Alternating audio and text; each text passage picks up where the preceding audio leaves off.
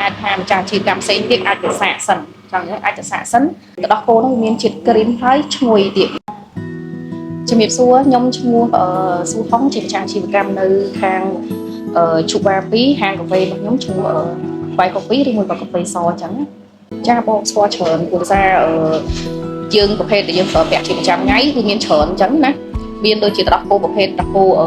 កំប៉ុងដែកមានទឹកដោះគោកំប៉ុងប្រអប់កណ្ដាស់ជាមួយនឹងទឹកដោះគោជាលីត្រអញ្ចឹងយើងទៅខ្ញុំប្រើទឹកដោះគោជាច្រើនអញ្ចឹងណាតែប្រហែលសប្តាហ៍មុនហ្នឹងខាងក្រុមហ៊ុនកូហ្វីគាត់បានតាក់ទងមកឲ្យខ្ញុំទៅតេស្តជាមួយនឹងផលិតផលថ្មីរបស់ខាងកូហ្វីគឺទឹកដោះគោស្រុកណាខ្ញុំគិតថាអញ្ចឹងសម្រាប់ខ្ញុំធ្លាប់ប្រើទឹកដោះគោជាច្រើនម៉ាក់មកហើយខ្ញុំមកត្រូវចិត្តជាមួយនឹងទឹកដោះគោថ្មីរបស់កូហ្វីហ្នឹងព្រោះដោយសារវាមានជាតិក្រីមហើយវាឈ្ងុយអញ្ចឹងណាអញ្ចឹងដាក់ជាមួយនឹង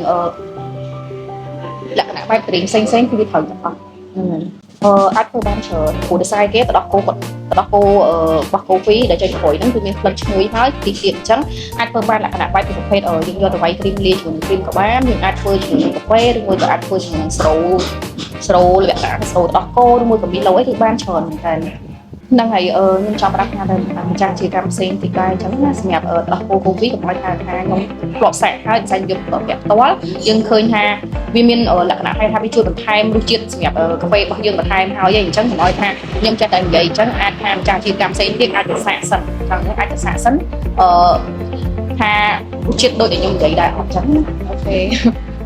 អរគុណច្រើនបង